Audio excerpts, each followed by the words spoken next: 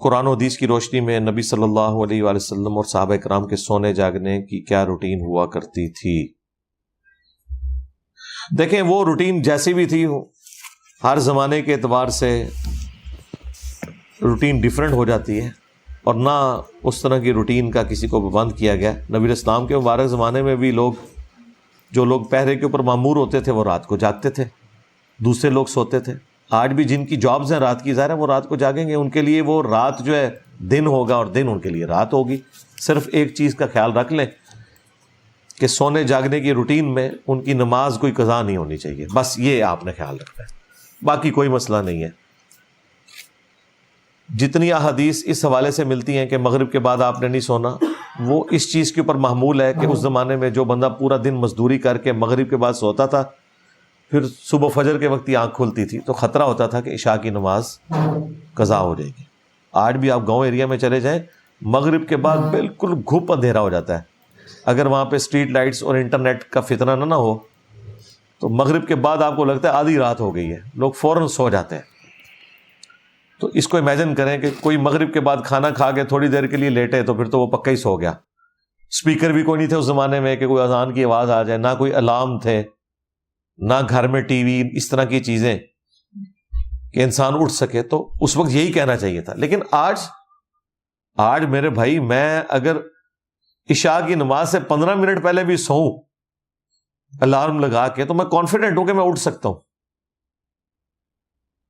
یا کوئی شخص اس زمانے میں بھی مغرب کی نماز کے بعد مسجد کے اندر جا کے سو جائے تو کوئی ٹینشن نہیں، جیسے ہی نمازی عشاء کے وقت آئیں گے اسے زبردستی اٹھا لیں گے۔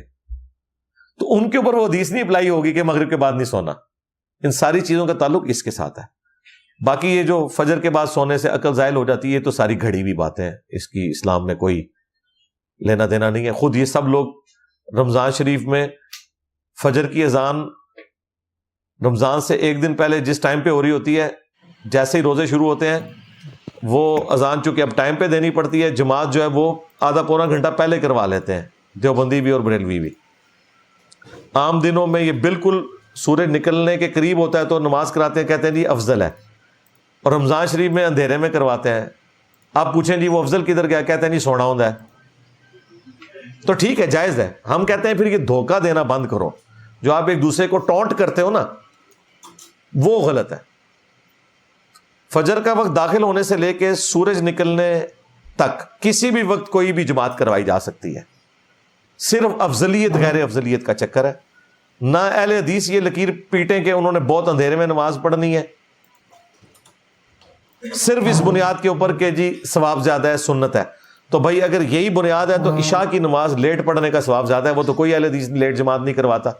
سعودی عرب میں بھی مغرب کی اذان کے ایگزیکٹ 1.5 گھنٹے کے بعد عشاء کی اذان ہو جاتی ہے۔ یہ نہیں ہوتا کہ عشاء کی نماز وہ مغرب کے کوئی 3-4 گھنٹے بعد کرواتے ہوں، نہیں۔ تو عشاء کی نماز سب کے سب لوگ ایک ہی ٹائم پہ پڑھ رہے ہیں، ادھر کسی کو نہیں یاد آتا کہ عشاء کو لیٹ کرنا سنت ہے، کہتے ہیں نہیں جی عوام کے لیے آسانی ہے۔ تو فجر میں بھی اگر حنفی اندھیرے میں فجر نہیں پڑھتے لیکن چونکہ سورج نکلنے سے پہلے پڑھ لیتے ہیں تو وہ بھی درست ہے، کوئی مسئلہ نہیں۔